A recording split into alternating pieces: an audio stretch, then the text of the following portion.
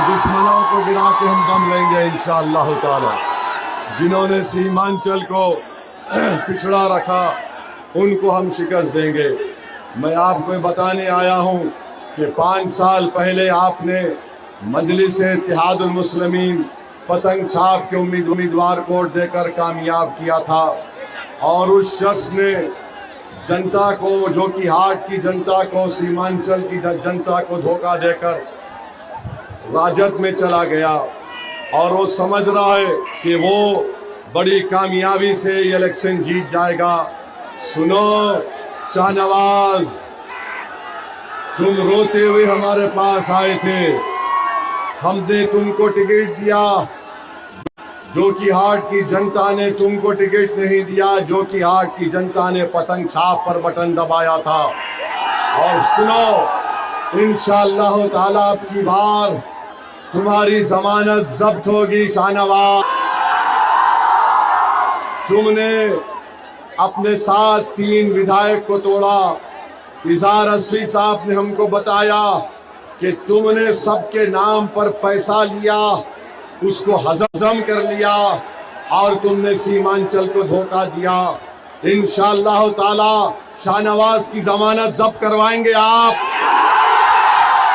अब दूसरी बात, शाहनवाज के बड़े भाई सरफराज साहब एक बाप की औलाद है, एक ही खून है, एक ही घर में रहते हैं, मगर बताइए जब 2 भाई एक दूसरे से बात नहीं करते तो क्या वो आपके वोट के हकदार हैं? जब 2 भाई मिलकर सामने नहीं आते तो वो सीमांचल और जोकीहाट का क्या विकास करेंगे, क्या इंसाफ करेंगे? और जनाब सरफराज साहब उस आदमी की पार्टी के उम्मीदवार हैं जिसने 2012 से लेकर 14 तक नरेंद्र मोदी का इलेक्शन का मैनेजर था। उसने मोदी को उसने मोदी को प्रधानमंत्री बनाने में एक बहुत बड़ा रोल अदा किया। तो क्या आप ऐसे आदमी को, ऐसी पार्टी को वोट देंगे?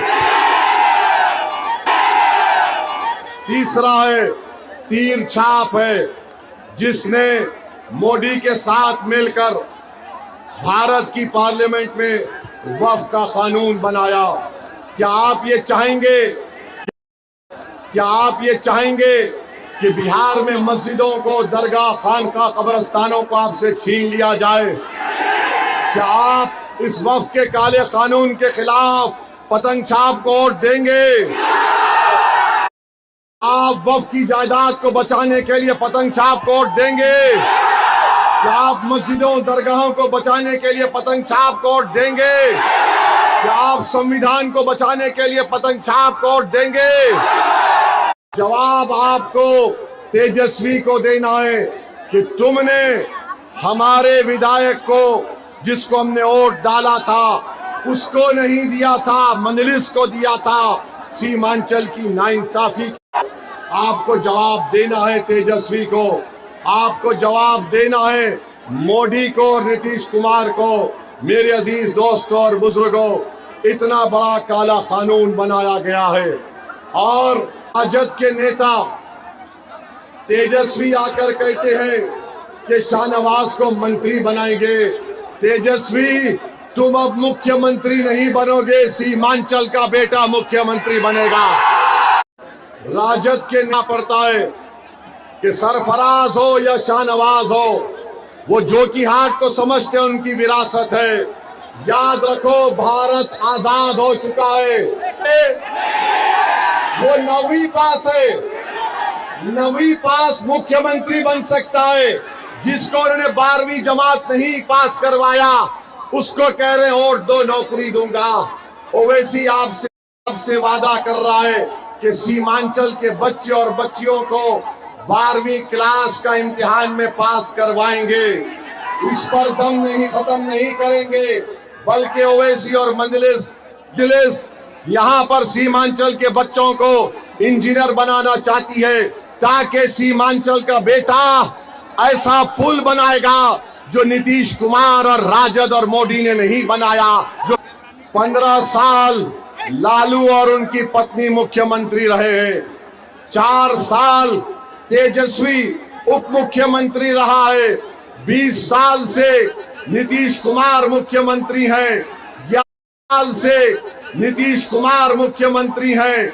11 साल से मोदी प्रधानमंत्री हैं। के लिए क्या किया बताओ हमको। यहाँ की जनता, मुर्शिद आलम कामयाब होगा तो ब्लॉक से भ्रष्टाचार का खात्मा होगा, रिश्वत का खात्मा होगा, आवाम मंजलिस का एमएलए जीतेगा तो सीमांचल का पूरा ये गेम हम खत्म कर देंगे। इन जालिमों का पूरा जुल्म का खेल खत्म होगा, इंसाफ होगा।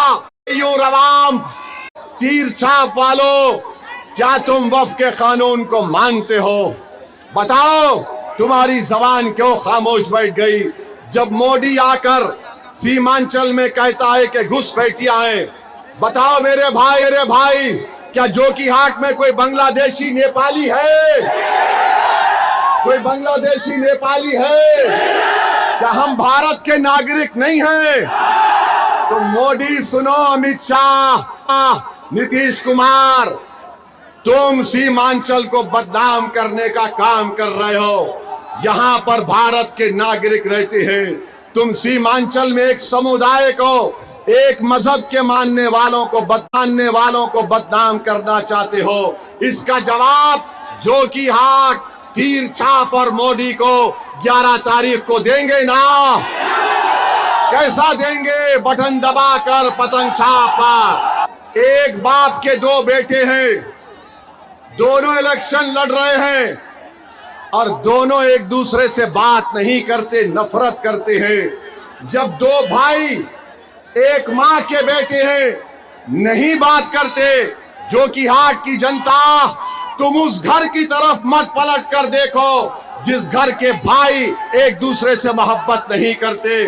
ओवैसी ये कह रहा है, एक गरीब का बेटा आपके सामने खड़ा है, एक गरीब का बेटा मुर्शिद आलम है, आप उसको कामयाब करिए। जोकीहाट की जनता, हम आपसे वादा कर रहे हैं कि 6 महीने में एक मर्तबा एक गरीब का बेटा आपके सामने खड़ा है, एक गरीब का बेटा मुर्शिद आलम है, आप उसको कामयाब करिए। जोकीहाट की जनता, हम छोड़ के नहीं जाएंगे इंशाअल्लाह ताला। मुर्शिद आलम शाहनवाज नहीं है। मुर्शिद आलम मर जाएगा मगर मंजलिस के परचम को नहीं छोड़ेगा इंशाअल्लाह। शाहनवाज जिसने अपने बाप मरहूम तस्लीम साहब का नाम खराब किया, अरे इंसान की जबान की कीमत होती है। उसने हमारे सामने आकर रोकर कहा था, भाई हम कभी छोड़ के नहीं जाएंगे, मगर लालू का फोन आया तो अपनी गर्दन को झुका दिया। सुनो राजद वालों, सुनो समाजवादी पार्टी के लोग की हाथ आकर शाहनवाज के लिए वोट मांग रहे हैं। सुनो बीजेपी जेडीयू के लोग, अब दरी नहीं बिछाएंगे, अब दरी नहीं बिछाएंगे, अब गर्दन नहीं झुकाएंगे, अब आंख में आंख डालकर हक को लेंगे इंशाअल्लाह ताला।